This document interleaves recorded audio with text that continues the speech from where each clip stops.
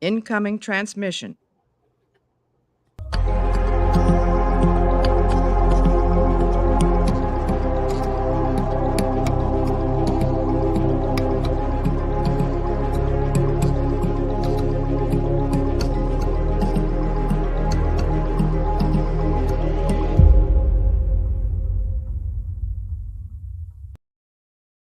We have climbed out of the labyrinth to bring you a great episode of Captain's Quadrant talking about Star Trek Discovery. There's a lot to dive into, a lot to just kind of puzzle a little piece apart and put back together so that we can vacate the premises and give you what we thought on this amazing episode. So be sure to stick around to the end because we have some more exciting news and so much more.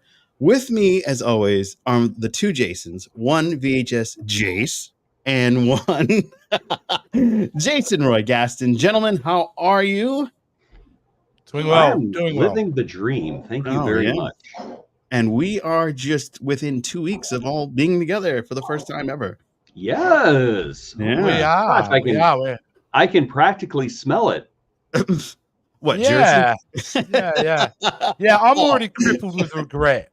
Man. Regret. So yeah, looking forward to it. Yeah. All right. Well, let's hop into this episode. Synopsis. Thanks. Yes, the synopsis, and I play the bumper. I don't feel so bad. This show is off to a rocking start. Yes. All right, Jason Roy Gaston, if you please. When Burnham is trapped within a mindscape designed to test her worthiness to retrieve the Progenitor's powerful technology, Book, Rayner, and the crew of the USS Discovery must hold off the Breen long enough for her to escape. Well, that's well said. All right, well, we're going to hop into... That's great. Yeah. We're going to hop into first contact. You should have put like a hyphen so that he can do that pause. I love those. Those are funny. You have failed me and you have failed the audience. Nope. Jason's like, no, I do these things right. All right. Well, let's start with you, VHS Jace, my buddy from Australia. What is your first contact? Let's get into the dirt. Oh, guys. I like this episode, but there are some things that annoyed me big time, and I'm going to get into them first. Oh, start with that. It is highlighted how horrible they've treated Book as a character in this episode, because the actor's performance as the librarian is proof that he's a wonderful actor. Mm-hmm. That guy really is a professional. But the whole thing of Book immediately coming in and goes, I have to apologize, and yet again being treated like dirt. It just really bothers me that they've taken it out of him, and they've made him just such, what can I say, a simp in a way. And the fact of the matter is what really annoys me too, he had one really powerful scene. And that was when he discovered when he got the item from his lost homeworld. Right. And the emotion of that is super appropriate. And then to me, it just screamed out, why didn't we just focus on that? Focus on the guilt. Not the guilt. Well, everything contained in the fact that he lost his entire planet. Yeah. So overall, I like all the Breen stuff. I didn't mind that at all. Even though the bad guy, it was fairly telegraphed that he was going to get knocked off. Oh, really? You thought so? Oh, absolutely, because he was so over-the-top villainous. Oh. Like he was a cartoon version of a villain to me at some point, so he was going to go.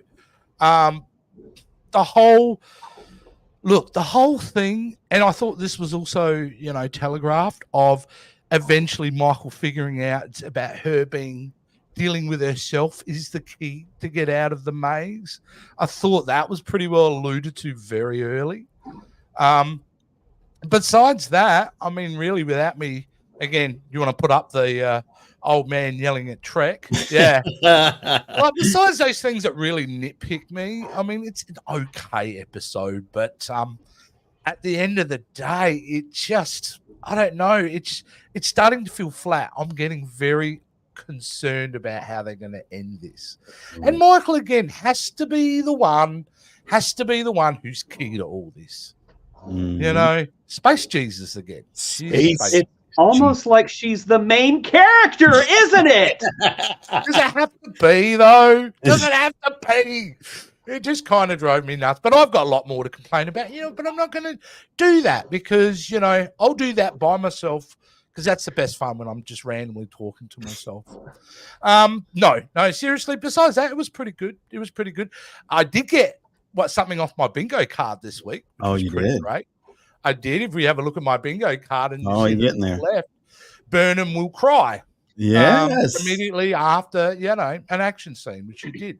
Oh, and by the way, didn't you get the space blow up thing too? No, I didn't. No, the bridge blew up like crazy this week. Yeah, but I did that week ago. Oh, you did that one already? Oh, okay. Yeah, that one happened. Yeah, I mean, the fireballs again. The it was crazy. It was like, whoa, everybody gonna die. And the only other thing I will say, there was a really big missed opportunity with having a really cool action scene with Book and Rayner going through the maze, knocking off the Breen. Yeah, would have been really cool to see that because randomly Book shows up with a phaser wound. Yeah, like it feels like there was a cut scene somewhere along the way. I remember him getting shot. Yeah, I did like the first person shooter Breen. Yeah, they did. That was kind of cool. Was fun. I wanted to see more of that. Yeah. But with all those negatives, besides it was a well-paced. I think it is the Breen politics I do enjoy. I think there's going to be interesting because she's got an army behind her now, so it'll be interesting to see where they go with the last 2 episodes. If I was to rate it, I'd give it a 7 out of 10. Okay, that's pretty good. Jason, Roy, Gaston, s'il vous plaît. Oh, oui. I am actually going to say something shocking. I think that this, while a good episode, is actually the weakest of the season so far. Oh, and it's because shut up. Hey, I'm just sucking up. Now I did enjoy. I thought the library was a great set. Apparently, it was shot in a real library. By the way, I want to go there. I thought that the quiet moments were nice. I really enjoyed Book's reaction whenever he was gifted the cuttings of the world tree. And the special effects were just great. That one shot of Discovery going towards that beautiful library in space was just loved it. Here's my problem though. The head Breen is just 2 steps above Snidely Whiplash at this point. And although I did not feel like his death was telegraphed, I was just like, oh my gosh, this guy just needs to take off his helmet so he can twirl a mustache. Everything about this guy was just annoyingly stereotypical to the point where I'm glad they killed him.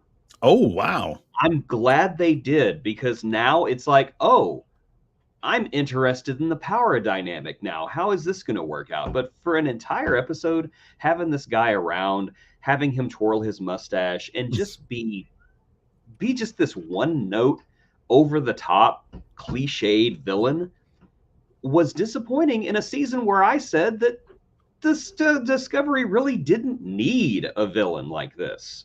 I like the fact that now we're back to Maul's not really bad. She just has a different goal. Mm-hmm. She's doing it for you can understand why she's doing what she's doing. She wants to bring Locke back and go make disgusting gelatinous babies somewhere. Right. So yeah, that was just to me there it is. Oh my God. There it is. Yes. That is the definition of a bouncing baby right there. Mm-hmm. Mommy, did you mess your diaper? I don't know. It might be poop. It might just be me. Yeah, that's my main. That's my main takeaway is that I didn't like the Primarch, and I'm glad he's dead. That being said, I have 2 major things that I have to talk about.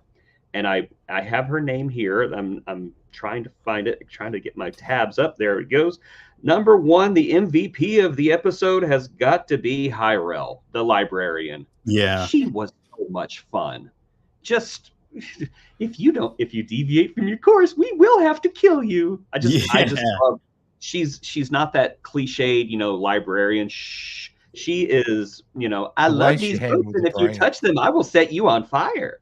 Mm-hmm. I loved that. There was another bit, of course, any episode with Tig Notaro as Jet Reno is always a plus, but she had a line, and I thought, what is it about that line that has caught my attention? Why is that getting my attention so much? Because she said something about her previous job on Hesperia, and I thought, where have I heard the word Hesperia before? And I did not realize it until Sean Ferrick on Trek Culture pointed it out. So I'm going to give them full credit for uncovering this. Hesperia is the homeworld of Lieutenant Billups from Lower Decks. It's the Ren Fair world. Oh. And I just love that. I love that Jet Reno. Nice Lower Decks on. Yeah, Jet Reno was on Billups' homeworld. So I'm all for canonizing as much of Lower Decks as possible. So thank you, Discovery. It almost makes me forgive you for that terrible villain that you shoved into this week's episode. Ooh. Glad he's dead. All right. Well, it's my turn now. Yes. All right. So right off the bat, they're talking about the Badlands, and I'm like, is that from Deep Space Nine? Love the Badlands. Love the Deep Space Nine nods.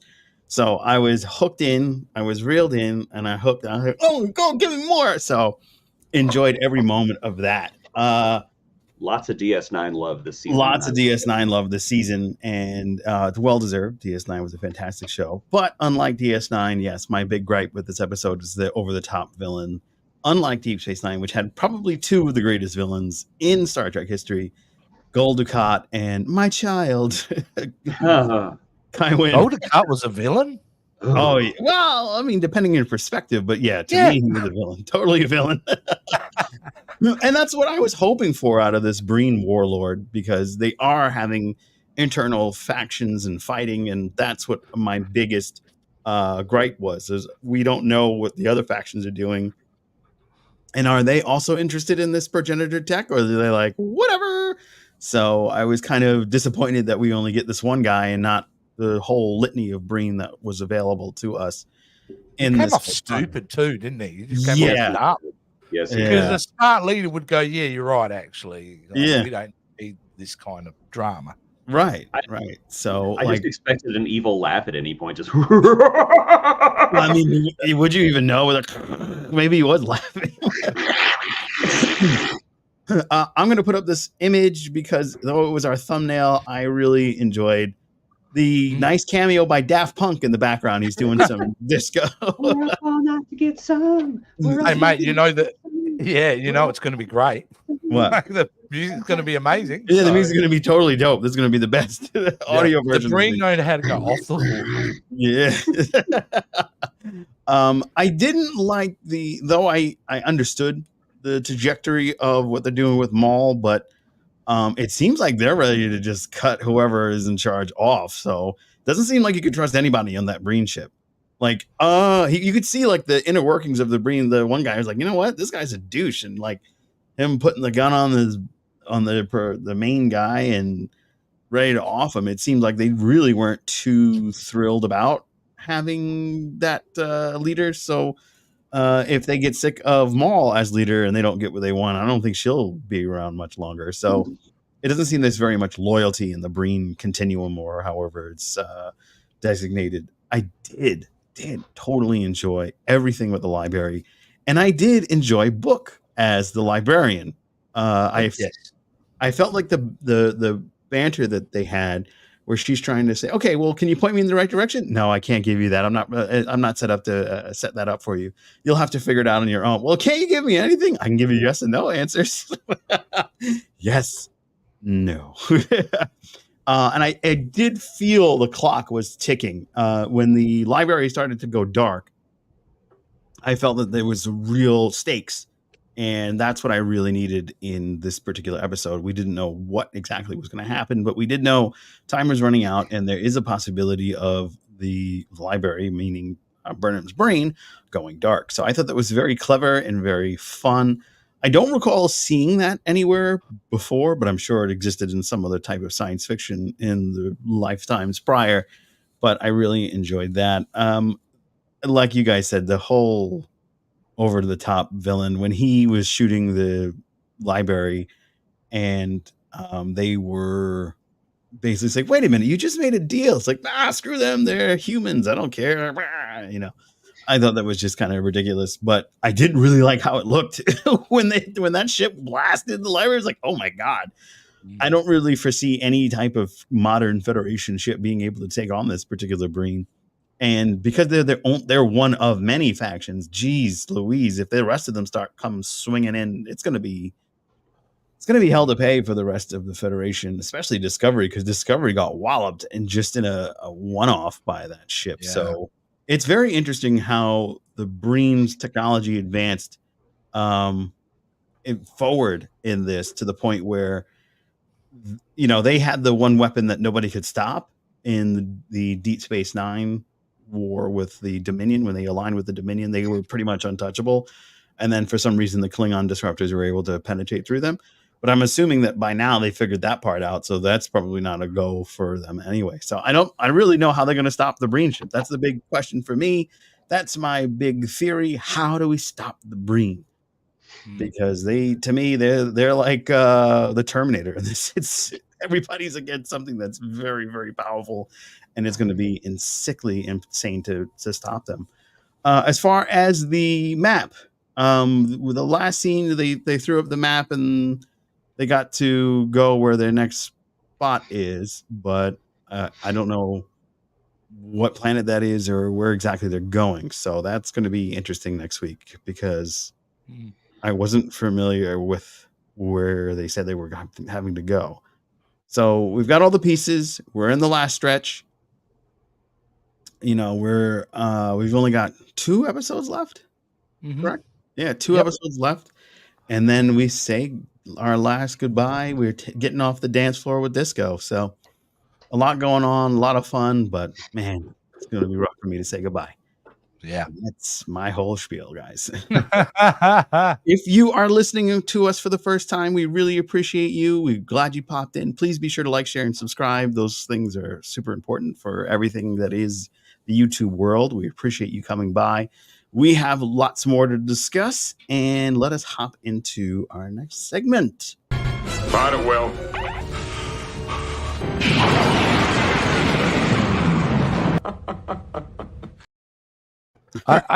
If you don't mind, I'd like to do a public announcement, if it's all right.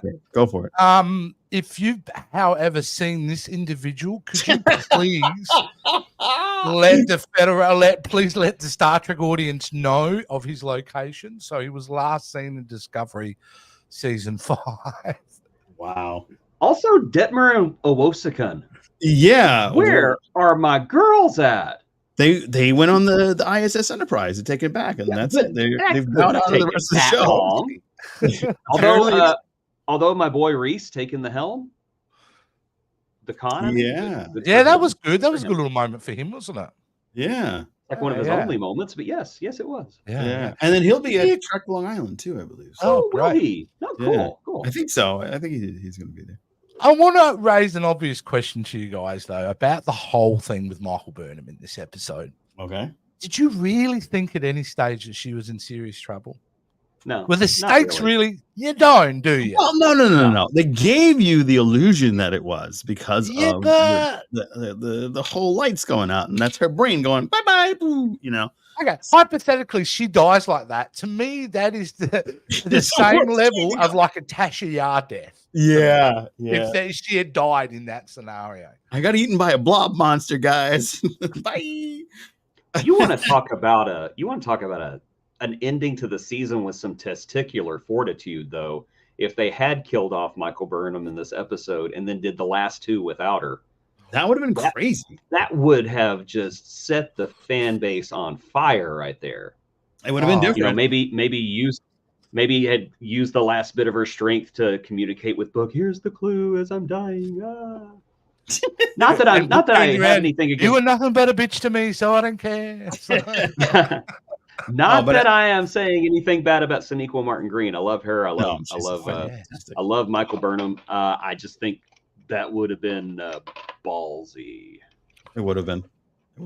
I also think that they're gonna get back together, Book and her, because I really feel like no, come on, guys. I don't think so. I think so. I think because because she spent all the time with the AI book in her brain, and then she went in the past and kind of saw those abs again, like I said last time. I really think. Come on. His planet blows up, and she dumps him.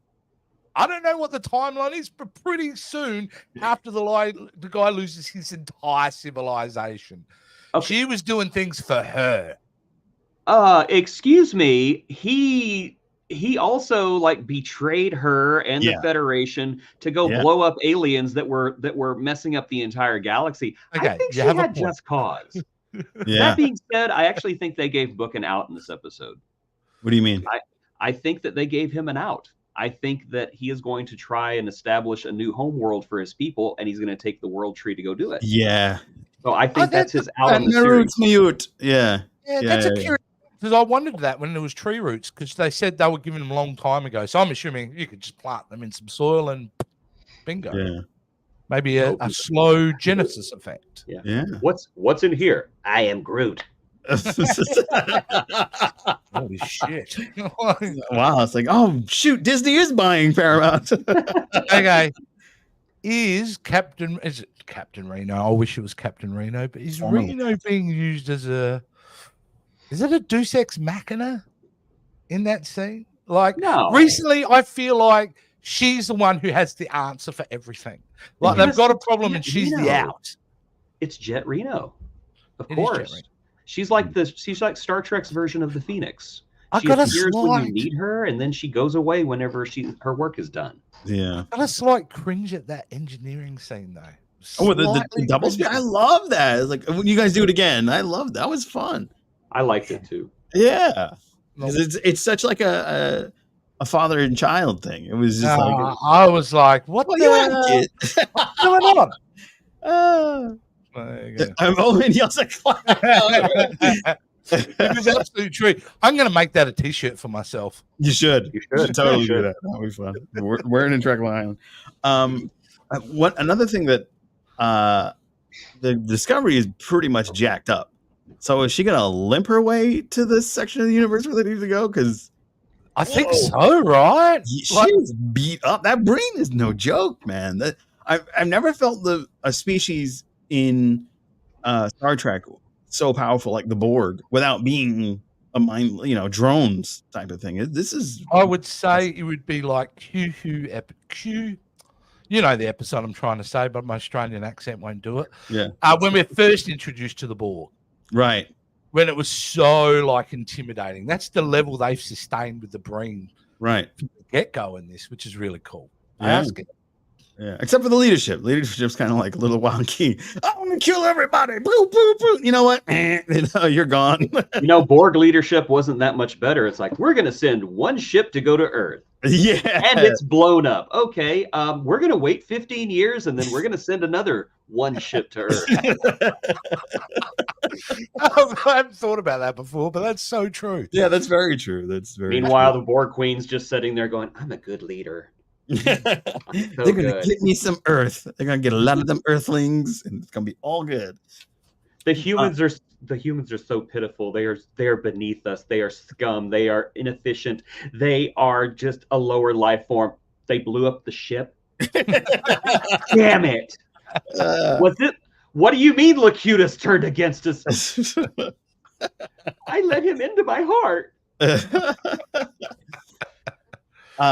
So. Do we feel like the warring factions of the Breen are going to come together on the Breen side and get behind her to take the Progenitor tech?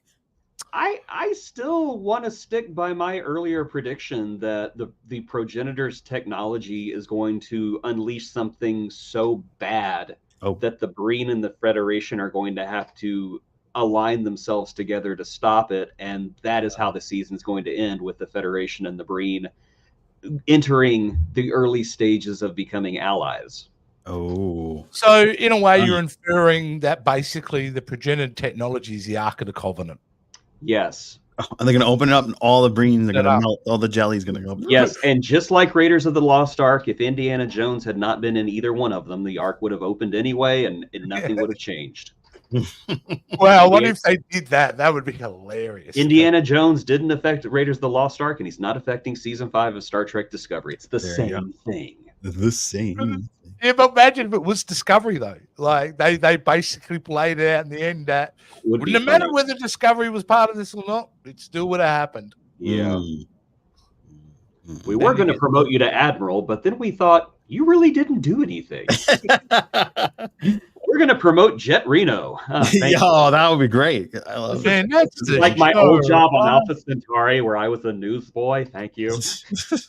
You need to remake Kung Fu and put Jet Reno as the main character, but instead of show where she's going to planet and planet, getting into adventures. There you go. That's the show, Paramount. Do it. Paramount is so interested in doing Star Trek Academy and basically turning it into Discovery 2.0. Give Jet the engineering course. Just let her be a teacher. Let her be the teacher who walks in hungover, sits down in the chair, and just says, "You guys are watching a movie today." Or just fails everyone because she felt like it. Yeah. Did you see all the cocktail drinks that's been going around the internet? The Jet Reno drinks. Yeah, the Great Koala is another Lower Decks. Yeah, they're just nodding to everything else. It's fantastic. This is like the most inclusive gathering of Star Trek entities that we've ever seen. So I really will give the season credit for that, for really embracing everything to do with Star Trek, and it does feel like this season has come together pretty well. Yeah, well, that's more than pretty well, really well, actually. Right. Yes. Like, if we're 8 episodes in and 2 of them have been a bit shaky, that's still 6 pretty damn good episodes. I'll take that. Well, I felt that the last episode was fun too, so I don't think. No, it's the first episode in this episode. Okay, gotcha. Yeah, that's amazing. And of course, we have another big question. They're carrying around the no longer living body of Locke. And we're thinking, what happens to him after a while? Does he go like jelly? That's what I was wondering. It's like, how are they keeping him corporeal? I've figured it out. Oh, okay. The suits are like Jello molds.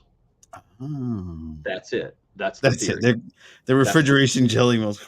Yeah, they're Jello molds. Pretty soon, somebody's going to drop some pineapple there. It's going to keep them fresh. They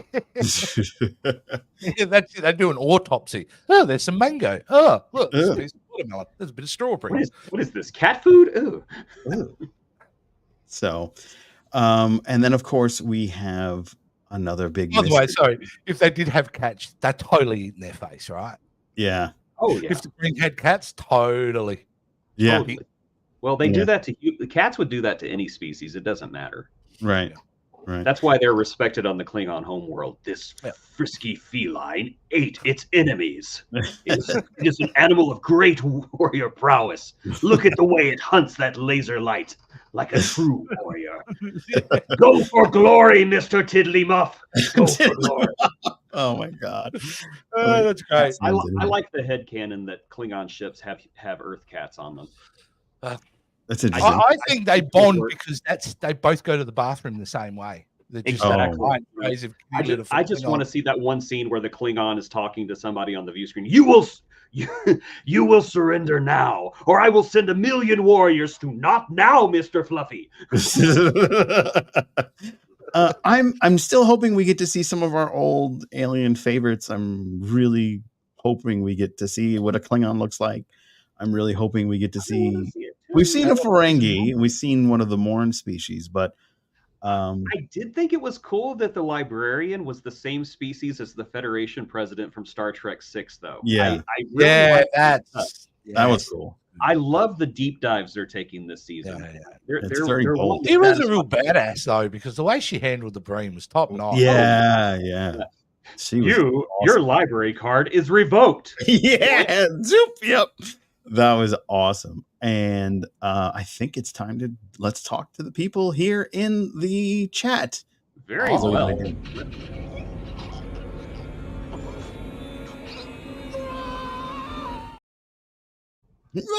Yeah. Okay, so we have to punish my figure universe for this because Breening's inside. how dare you? Amazing. How dare you? Kudos. I love the pun. Hey, Ernesto. He says it's a great episode of Disco, a great episode of this podcast. We'll see. Oh, wow. Well, we've answered that. No, it's awesome. We've never had a good episode of this podcast. Sorry, no, great episode. My cat is getting hung up in my headphones. Yeah. Right, just be aware of that cat. All right, we have history with that cat on the show. Primarch only had the Primarch had only one singular goal, and it was to be a dick. Mission accomplished. Yep. Yeah, he nailed it. Let's see. The first-person shooter POV reminded me of Doom. The only part in Doom. Yeah. Not enough on it. Would have been great to see like a 5-minute sequence with that. Yeah, that would have been cool. D-Man says the librarian lady did a really good job. I agree. My favorite guest star of the entire episode. Is that what I like about her? There was a little moment she had where she goes, "Is your name really Book?" He goes, "Yeah. Is it nice to have a book visit me for a change?" And it's not that line. A little reaction afterwards where she kind of laughed to herself. Right. And then Book was kind of like, whatever. I loved it. Yeah. Joe, we have a comment from your mom. Hey, Ma. I made it still. Oh, come on, Ma. And he's glasses. I gotta like squint and get brutally assaulted by my own mother. Hey, I made a gelatinous baby many, many years ago. Yes, we know. But really, this is a baby photo of Joe, right? Yeah, that's how I used to look. I just got less green. My figure universe says, I really wish they would have mentioned Cisco when reading about the Dominion War. I would have loved that, and I would have loved a bit about, Benjamin Sisko made a bunch of logs before during the Dominion War. Oh, and a few years after when he got back. That would have drove me crazy. Man. I reckon if they were looking to his logs at one point, they go, "He did what?" I'm sorry, he was the Emma what? Yeah. He was like a cult leader on Bajor. What the hell? Yeah. He started it. Let's see. Looking for some more here to do. Oh, here we go. The only way to stop a powerful enemy like this, power of love. See? Thank you, my figure universe. That's how it's going to end. We're going to have the love between Books and Michael and maybe Maul and Locke. Don't need fame.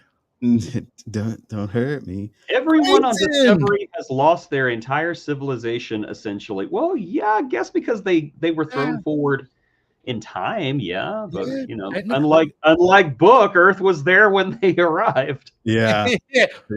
Why isn't he more bitter? It's like when everything was fine before you guys come around. Yeah. Okay.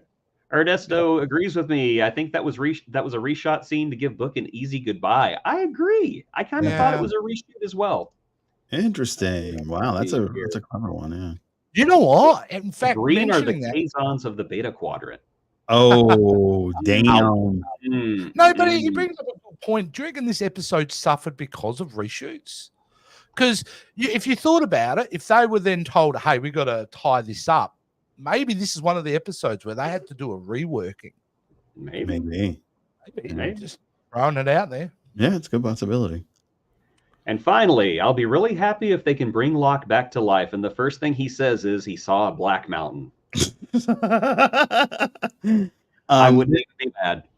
There's one comment that I'd like to put up, if you don't mind. It's from Grayson. Can I do it? It's just... Yeah, go for it. Okay, cool. I honestly think this is season 0 of Starfleet Academy. I agree. I wholeheartedly agree with that. Like, I think they're really positioning all the people, and I think that's part of the reshoots as well. they're really positioning everybody for the Starfleet Academy transition. Yeah, a show that was pitched in the early 70s and was rejected multiple times. And now Kurtzman goes, I've got no good ideas. Let's do that. Yeah. 100%. Oh, man. I think we'd have an opportunity to see what's left and all the other species that we've been asking about, because obviously we're not going to see Klingons in this. Yeah. For sure. I can't wait to see the cafeteria scenes, guys. It's going to be great. I don't think it's going to be. I think it's going to them going on like missions. I really think it's going to be a whole litany of different missions. What academy is that? Yeah, come to learn to be a Starfleet officer. Now let's put you straight away in the line of danger. Yeah, that's what we're here for. And it's been by Tony Newsom.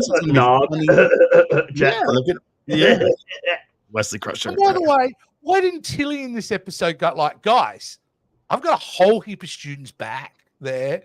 They haven't seen their teacher for weeks. Like, you're going to have to let me go back. I've got papers to mark. I've got stuff to do. They're still sitting in the classroom. I don't think she's coming back.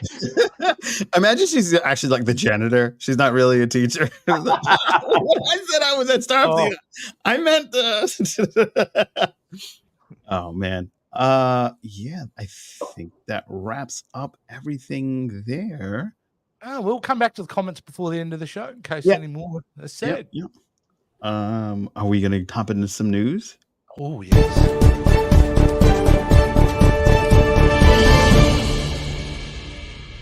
Let me catch up. All right. There's a lot going on. If you didn't know, the Captain's Quadrant is only 2 weeks away from the first epic meeting in person between the three of us. This is going to be so exciting. In Trek Long Island 2, the sequel, we are all going to be hanging out together. There's going to be a lot of amazing Star Trek actors and actresses. We're going to have so much fun with all of them. And we are going to be in a special Section 31 and a half in person we have questions for a certain actor known lovingly as Ethan Phillips. We are going to be sitting with him on Saturday, June 1st, 2 p.m. We are having a special interview session with him, a debriefing, if you will, with the actor who is belovingly played and known as Neelix from Star Trek Voyager. We are so excited for that. No, he's the guy that was in Menage a Troy. Oh, yes, he was in Menage a Troy. That's right. He was also in Star Trek First Contact. Yes, he was at the bar. He was right? the bouncer. Yes. I don't know about this Neelix character, but that's what I know him from. I like his hairstyle. His hairstyle is really cool. Yeah, it's like mine. Yeah. Do that. There we go. Neelix. Yeah. Wait, can you do that? Can you get some mousse and just like stick it out like that, kind of emulate him? Right, show off because you got hair. Yeah, I don't, I don't have it here. I know. Look at that. My own collection. And there you go. And also we have more because on Sunday we are doing a live agony booth. And we are doing this episode of Star Trek Next Generation Season 1 Conspiracy live on stage Sunday, June 2nd at 2 p.m. But that's not all. We are going to be sitting with the captain herself. She is going to be with us on stage. Ursula Bryant is going to sit with us and talk about this episode, give us her member berries from being on set and eating those worms. And being superpowered and being able to just beat up literally anybody on set, except maybe Data. I think Data was probably the only one that they couldn't take. I don't know. Story still because he doesn't have a butt for them to get into. Yeah, that'll do it. That'll do it. I mean, he's probably got an exhaust port down there somewhere, but I don't think it's the same thing. Yeah. Probably doesn't. Yeah, it used to be like intake stuff, and then it like processes and go out, right? But I figure if the butt bug had to go through Data, it'd be like going through Vegas at night. It'd be with these bright lights. It'd be amazing. Yeah, great view. And then I guess we can announce we're doing a special next week. Should we announce that? You can announce it. I don't have the graphic. Oh yeah, no worries. Yeah, we are going to have the runners of Trek Long Island in the agony booth with us next week. And we're going to do the episode Menage a Troy. Yes, so aforementioned Menage a Troy. Yeah, and that's what reminded me to say that because you mentioned that. Can you believe all I'm going to say without giving it away? This is a season 3 episode. Oh, wow. I'm just throwing that in there. Yeah. So Matt and Stephanie will be joining us in the Agony booth next week. So we're going to have a double episode next week. We're going to do second to last episode of Disco and a special Agony booth. And we will spin the Wheel of Agony live at Trek Long Island. So you're not going to want to miss those episodes when we drop them on the show too. And if you're there in person, be sure to come and hang out with us because we'll have a booth. We'll be boothing. It'll be a lot of fun. Going to be so much fun. And that's everything. You can get photos with Jason too. He's only charging $250. Pretty great. Good deal, a guys. Bit more than Mark Hamill, but I promise I'm a lot. Well, I don't know. I'm not Mark Hamill, but I will. I will charge Mark Hamill prices. Oh, there you go. Just guys, remember, IBS is a natural thing that a lot of people have. Do not judge Jason at all for that, nor the smell. Oh. Well, as long as I don't eat anything fried, I won't be joining him in the bathroom. I'll be there and hanging out. So you can definitely catch the two Jason and myself just chilling with Science Officer Teddy, who's going to be joining us at the booth, and his handler. So it's going to be so much fun. I would take Battle Cat, but she refuses to get on planes. Well, it's not that she refuses; it's that she's on the watch list. She's not allowed. Yeah. All right, we got to land there playing Battle Cats on it. Where's Jason? He's stuffed into an overhead bin. How did he get there? Battle Cat did it. Yeah. So remake of Passenger 57. Always bet on Battle Cat. There is a funny comment by Ernesto. $500 pick with Murder Bean. Yeah. $1,000 Teddy. Really? Okay. Murder Bean gonna have a little bit. Just a little bit. Let me tell you, if Teddy's handler heard that, she would totally agree with you there. I'm definitely gonna check. She's got issue. Yeah. She's and very also angry. IBS. Oh, that's right. No, that was not this one. That was that was my other one. That was yeah. Because if you ever saw the banner where we have in that picture, there's a little bit of an extra piece on Jason. A few pieces actually. Whenever we were taking the pictures and I was posing with Demona, as soon as I put her down, I was like, "Oh my gosh, she pooped on me." So yes, I'm getting shat upon while I'm in that smiling photo. So when you go see the booth, I'm doing this and Demona's doing this.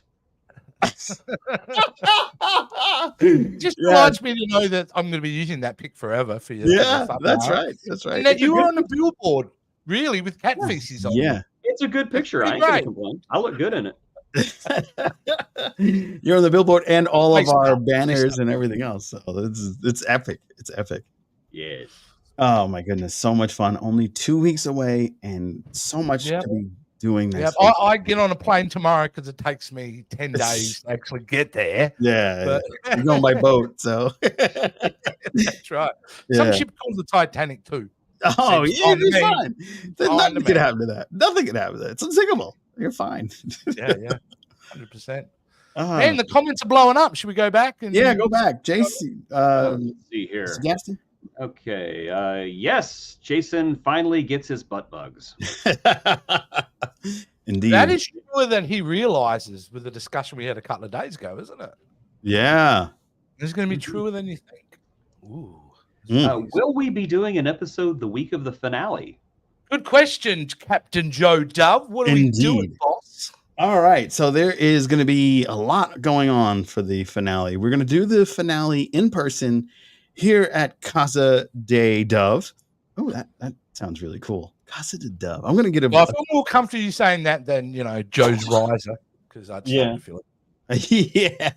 So I'm going to... What's that planet where Wes nearly got executed for falling on grass? Was that Angel 1? Angel 1? Yeah. Oh, wow. No, it's not Angel 1 here. It's definitely Casa de Dove. So we're going to do that in person and probably Sunday or something like that, and we'll post that. So be on the lookout. We will definitely have that before then. And then if you're at Trek Long Island on the Friday, I will be in a panel with other podcasters, and we'll be talking about the final disco there in Trek Long Island.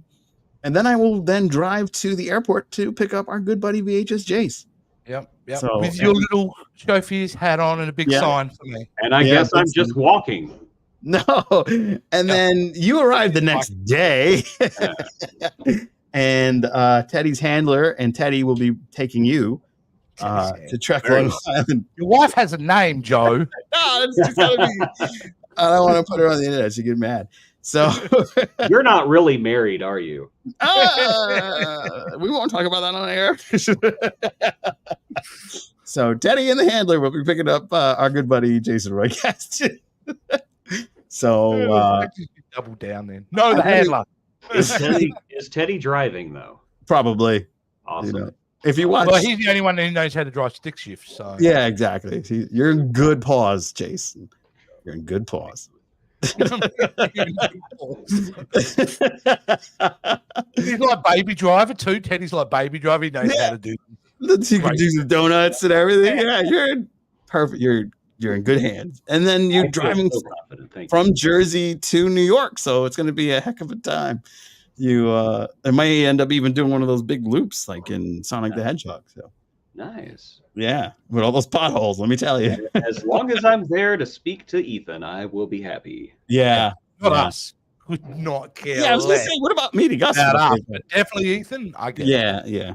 You guys are like in a close third, I guess, because Ursula Braun is also going to be there.